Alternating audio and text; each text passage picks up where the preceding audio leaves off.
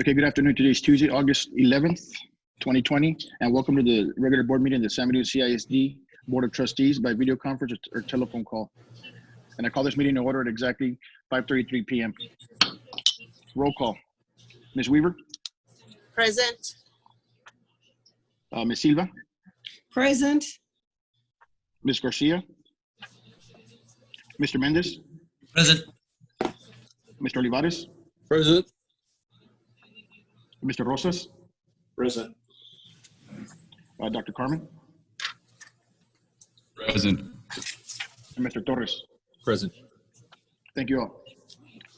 Let's move on to agenda item 1.2, public comment. Mr. Torres?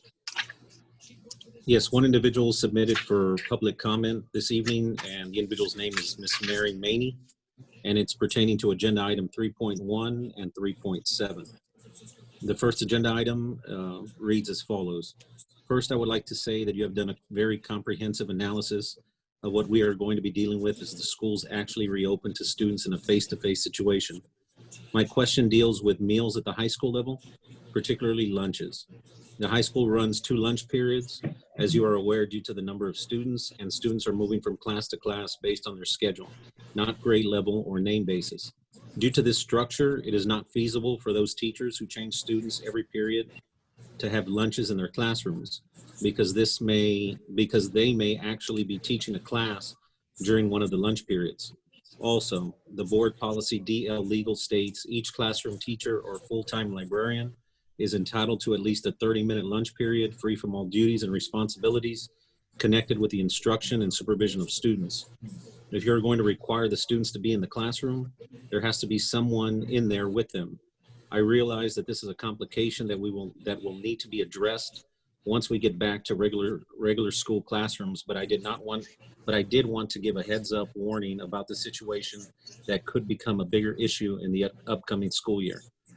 The next agenda item that Ms. Maney submitted pertains to item 3.7, secondary grading policy, and it reads as follows. I appreciate all the work that has gone into updating this document, especially as a high school teacher. I do have a concern in the wording of pages 11 and 12 under the grading for the high school. Page 11 says that major grades are 40% of the grade, and page 12 says that minor grades are 60% of the 3-week grade. The policy also states that we are on a 9-week grading schedule with progress grades going out every 3 weeks. There is some confusion as to the actual grading period. It would be helpful if the wording for both major and minor grades are based on the 9-week grades. I realize that this is a typographical modification, but it would be nice to be consistent with what the grading policy actually is. Another question that came to me on reviewing this policy has to do with once the school is back in regular sessions, are we going to keep with only a minimum of 1 grade a week per class with teacher choice of whether major or minor once we get back to face-to-face instruction in the classroom? Or will this policy be revised again to go back to the minimum of 2 minor and 1 major per week for 90-minute classes, and 2 minor a week with 1 major every 2 weeks for 45-minute classes? I do appreciate your letting me ask my questions during public comment, and I hope that I can hear your response when you actually discuss the agenda items. Thank you for the job that you do and the emphasis that you as a group place on the safety and well-being of your staff, teachers, and students. And that concludes public comment, Mr. Lopez. Thank you, Mr. Torres, and I want to thank Ms. Yes, Ms. Maney for that public comment. Thank you very much, ma'am. Let's move on to agenda item number 2, consent agenda under business and finance. 2.1, request approval to accept gifts or bequests for 2021 school year. Dr. Carmen?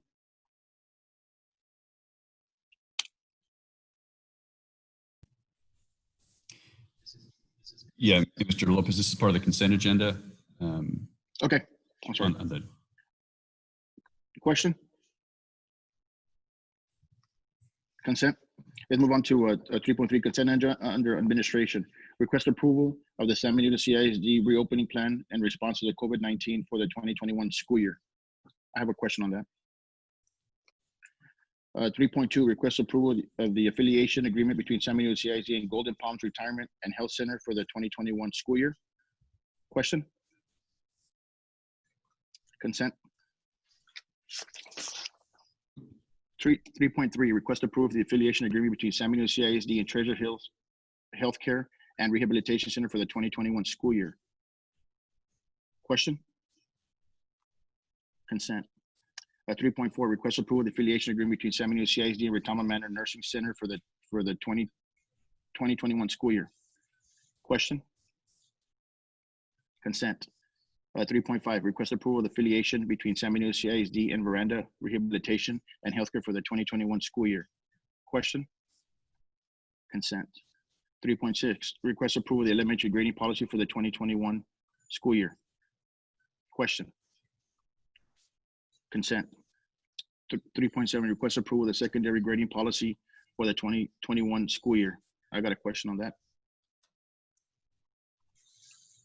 3.8, request approval to update T-test appraisal list for the 2021 school year. Question? Consent. Request approval, 3.9, request approval for the 2021 teachers evaluation and support system for T-test appraisal calendar. Question? Consent. 3.10, request approval of the board policy update 115. Question? Consent. 3.11, request approval of board minutes. Question?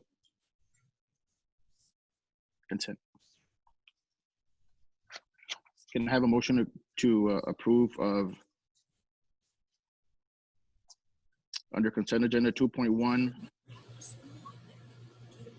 all the way through 3.11 except for 3.1 and 3.7, please? Can I have a motion? So moved. I got a motion by Mr. Mendez. Can I have a second? Second. I got a second by Ms. Weaver. All in favor with a show of hands, please. Motion carries. Thank you.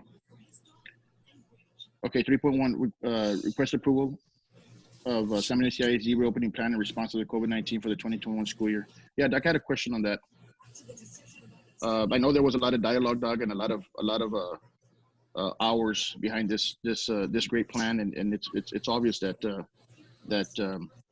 it took a lot of time and effort and a lot of collaboration amongst our leaders to get this done, and a lot of teamwork. You know, I guess one of my only questions is, Doc, is the amount of time. I know there's a lot of opinions on this, but a lot of the time that I guess our campus leaders are going to be at the campus versus their assistant principals and their supporting cast at each campus. Is there going to be like a difference between the elementary and the middle and secondary? Is there going to be a difference on that, or how's that plan going to roll out? Thank you, Doc. Yes, sir. So what came up in our meetings is that the elementary principals wanted to be consistent, and then the secondary principals wanted to be consistent, not K-12.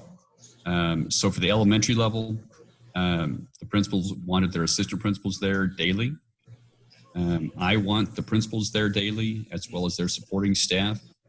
Since we're not allowing members of the public in right away, we need to make sure that we're available to answer the phone so we can answer any questions that may come up. And having the principal there every day provides for consistency. So the difference is that the elementary assistant principals will be there every day. That was a request from the elementary principals. Secondary principals wanted to be able to rotate through their assistant principals and deans. Okay, Doc, and of course I'm assuming it's subject to change, correct?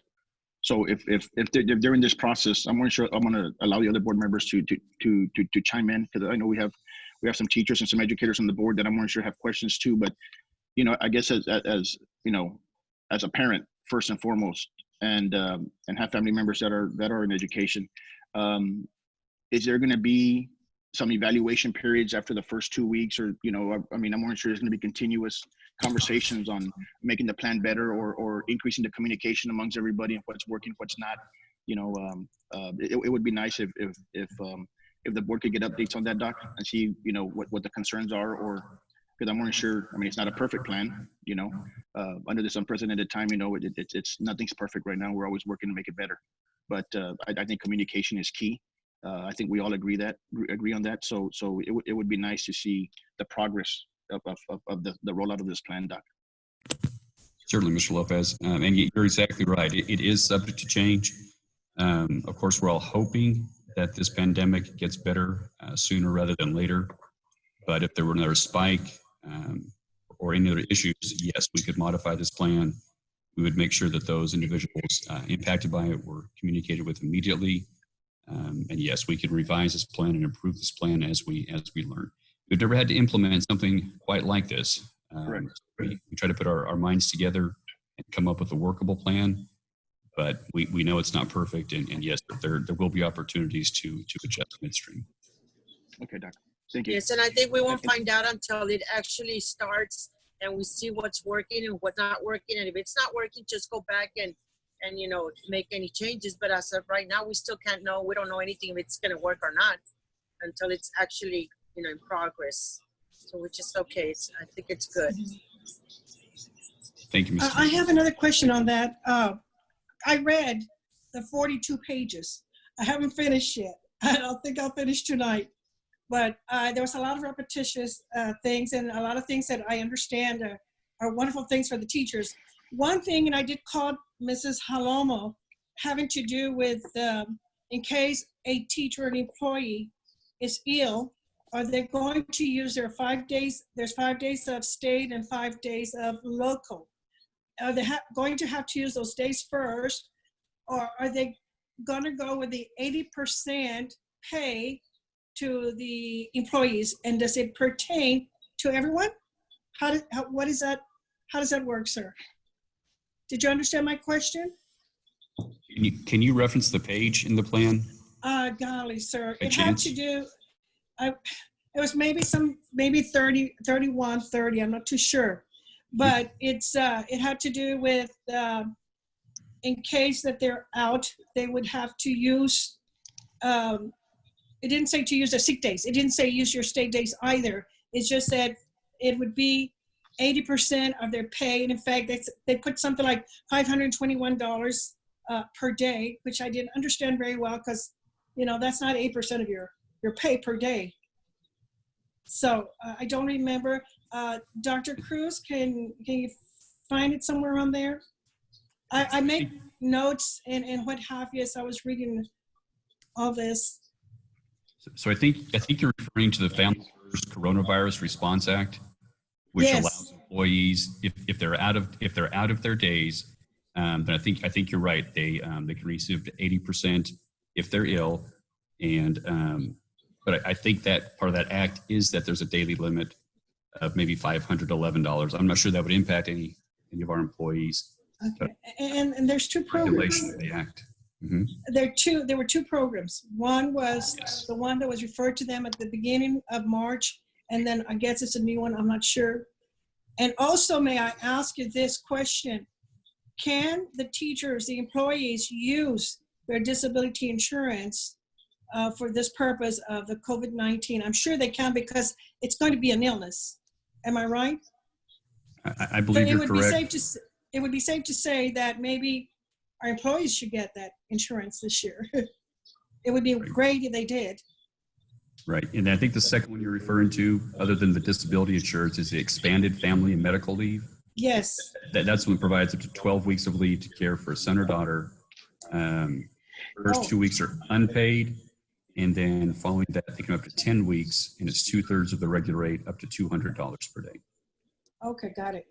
Am I stating that Thank correctly, Dr. Cruz? Yes, sir. Thank you. Thank you, sir. Okay, my turn. I'll tackle the students' part. And it's on page 9. And I just need some clarification on this, on item 2. Unless otherwise notified, all students will report to school in accordance to the San Mateo CISD 2020-21 calendar year and can be found on the district website. And I'm going to go back to reference to the TEA notification that parents can opt to go online or in person. Is this statement addressing that issue, Dr. Carmen? And if so, what does a parent need to do to notify the school to advise them or advise us that their child will be staying at home and would require the online virtual instruction? Certainly. So I believe we've included that with our online enrollment, that the parent can select whether they want remote or live when it becomes available for their student. Now, this statement right here, I don't think it means, and maybe we need to add some language, I don't think it means reported to the building based on the calendar, but they are required to enroll and begin instruction. But you're absolutely right. They have the choice to be full remote, and when we offer live instruction, they can choose to change to live instruction. TEA gives us, I think, a full grading period to allow them to change. But I think in our local practices, I think we decided we could make the change within 1 week. We don't need a full grading period for parents to be able to change. But yeah, that's what this means. Maybe we need to wordsmith it a little bit. Okay. Yeah, and that's really some of the concerns that I've been receiving regarding the instruction. There's quite a few parents that are still concerned, of course, and they presume that yes, the 8th is going to come and go, November's going to hit us, and we're probably going to wind up in the same situation that we are right now. I'm assuring them that we're having those dialogues, that there is a plan B if we need to continue to move forward and continue the instruction throughout the fall semester. And at the same time, you know, I did receive a copy of the schedule for the athletics. You know, I think this is one of the areas that I think we as leaders should be very, very cautious of which way we're going to go in respect to the opening of the season. Because yes, it's easy to fall into the pep rally and the hoorah and whatnot, and disregard the safety of our kids. But you know, rest assured that it's still in everybody's mind that, hey, what if you know, we begin the games and whatnot, or the UIL activities, and there's another outbreak. And I'm referencing back to the situation in Georgia. You know, they opened up in a week and they got contaminated almost immediately. So those are some of the things that I hope that we're taking into consideration when we're actually going through this process, and really thinking about a plan B. Because, you know, I mean, we talked about reopening back in May.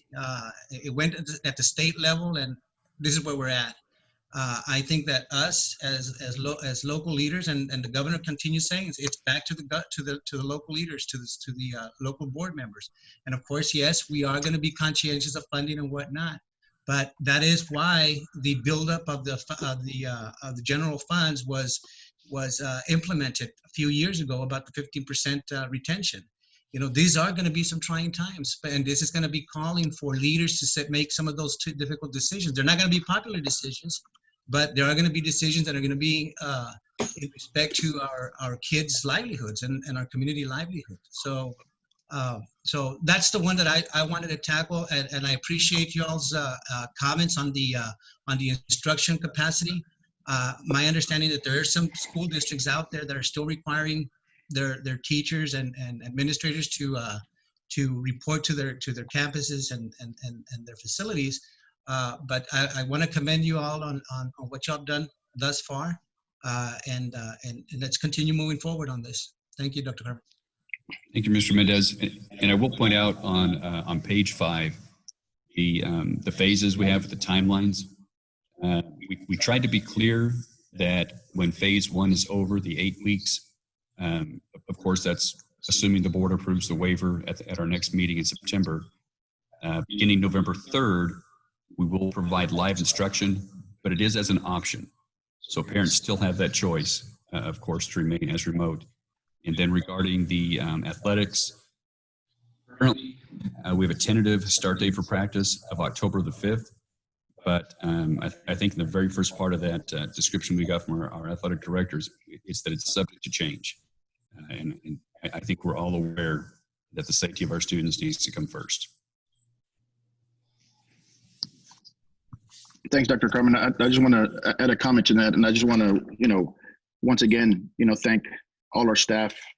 And we have to say it again. This is uncharted waters for everyone. I mean, everybody has a challenge, and you know, I just want to commend every single one of y'all for you know, just coming together and really working hard at it. And I know our athletic department, I know it's, you know, along with our band and everything else. I mean, we have, you know, our extracurricular activities are, you know, are top notch. gold standard as well as their education. So, you know, I just want to thank our athletic department. I know they've been having meetings consistent with UIL. I know it's a very difficult decision. I know there's not, like Mr. Mendez said, there's not a popular one. It's not a yes or a no, but you know, the local leaders in the UIL and all that are probably going to indicate exactly what we're going to do and how we're going to do it. But once again, I just want to just thank everybody for putting the kid safety first, and the board members for putting the staff and the kid safety first. So we will continue going that route. But I can't stress it enough. I mean, you guys have the difficult job. We don't, you know. So I just want to thank, you know, our district leaders at all the capacities, and you know, and God bless each and every one of y'all. Okay, so I need a motion for 3.1 to approve 3.1, please. So moved. Okay, I have a motion by Mr. Mendez. Can I have a second? Second. Second by Ms. Silva. All in favor? With a show of hands, please. Motion carries. Thank you. Okay, I also had a question on 3.7, request approval of the secondary grading policy for 2021 school year. Dr. Carmen? Sir, Mr. Lopez, and I think Ms. Alvarado is on here as well. In the updated plan that we included, I believe if you look at pages 11 through 12, language that was referenced by Ms. Maney has been corrected. Ms. Alvarado, am I reading that correctly? That's correct. Good afternoon. Yes, that has been corrected, and to reflect it was a typo in that sentence. So yes. Okay. Okay, I saw that. Yep. Thank you so much, ma'am. I appreciate it. Yes. Okay, can I have a motion, please, to Hold on, I've got a question. Question. And this is the same one that we were having a discussion regarding the AP, Dr. Carmen? Are the dual enrollment students allowed to take the AP exam? Is it noted on the document? I believe we actually noted in there that, not in this, but in the policy. Oh, it is on the policy? That any student could take the AP exam. Okay. And or the 3, 4, or 5 would get the additional grade point weights. Wonderful. Okay, so in that case, I move to approve 3.1. I mean 3.7. Okay, I have a motion by Mr. Mendes. Can I have a second, please? I have a second by Ms. Weaver. All in favor with a show of hands? Motion carries. Thank you. Okay, let's move on to agenda item number 4, action agenda. 4.1, discussion possible action to amend the 2021 school year. Dr. Carmen? Yes, sir. So, Mr. Lopez, we are asking the board, in light of the situation with the pandemic, last weekend, I think we had 3 days in a row where Cameron County reported over 1,000 individuals per day that tested positive. And I understand some of that was probably a backlog of some testing. But when you see those kinds of numbers, you just think that maybe we're still not quite ready to get back into buildings. So what we're asking the board to do is to push the first day of instruction, and it would be remote. The day after Labor Day, September the 8th. Essentially, we'd finish almost 2 weeks later into June, but all the instructional days would be there, and that would then push the live instruction, assuming the board approves the waiver for the second four weeks of remote instruction. It would push our live instruction start to November 4th at the earliest. Can I have a motion, please? So moved. I have a motion by Ms. Weaver. Can I have a second? Second. Second. I have a second by Ms. Silva. All in favor, raise your hands. Show of hands. Thank you. Motion carries. 4.2, discussion and possible action to accept the certification of substantial completion regarding the high school facade and Sullivan Elementary Science Academy, and authorizing administration to a written acceptance assigned in certificate. Dr. Beautiful. Sir, we have conducted the walkthroughs on these, and we believe they meet the threshold for substantial completion.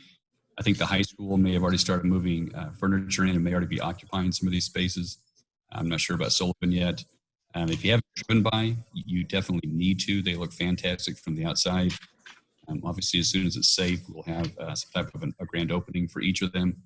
But these spaces turned out very well. They look good on the front of the schools, and they're functional inside. Thank you, Doc. I appreciate the update. Doc, I just want to say something real quick, and I want to commend the board members for being visionaries as we started, to make and to invest money back into our schools.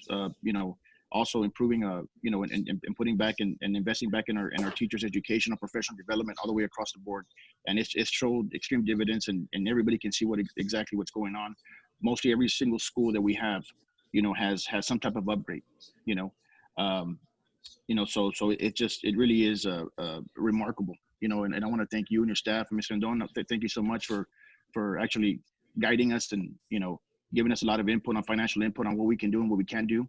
But, you know, I know our community is extremely excited on seeing new things and developing things, is actually, you know, where the taxpayer dollars are going back into our kids, providing them with awesome resources and buildings and upgrades. So I want to thank this board for you know, believing in our administration, and also, you know, just, you know, I just want to say a huge thank you. Okay, can I have a motion, please? So moved. I have a motion by Mr. Mendez. Can I have a second? Second. Second. I got a second by Ms. Weaver. All in favor, show of hands. Motion carries. Thank you. Let's go on to agenda item number 5, closed meeting. In accordance to the Texas Government Code Open Meetings Act, the board may move into closed session for the following reasons. Section 551071, for the purpose and private consultation with the board's attorney on any and all subject or matters authorized by law. Section 551074, for the purpose of consideration and appointment, employment, evaluation, reassignment, duties, disciplinary or dismissal of a public officer or employee, or to hear complaints or charges against a public officer or employee. 5.1, employment, resignations, and retirements. We convene into executive session at exactly 6 p.m. Okay, welcome back. We reconvene into open session at exactly 6:29 p.m. Thank you. At 6.2, actions and matters considered in closed session. At 5.1, employment, resignations, and retirements. Dr. Carmen. Sir, Mr. Lopez, I would recommend that the board approve the employment, resignations, and retirements as discussed in executive session. Can I have a motion, please? So So moved. move. I got a motion by Ms. Weaver. Can I have a second? Second by Mr. Mendez. All in favor, show of hands. Motion carries. Move on to the agenda item number 7, adjournment. Can I have a motion to adjourn? So moved. I have a motion by Mr. Mendez. Can I have a second? Second. Second by Ms. Weaver. All in favor, show of hands. Motion carries. We adjourn this meeting at exactly 6:29 p.m. Be safe and take care.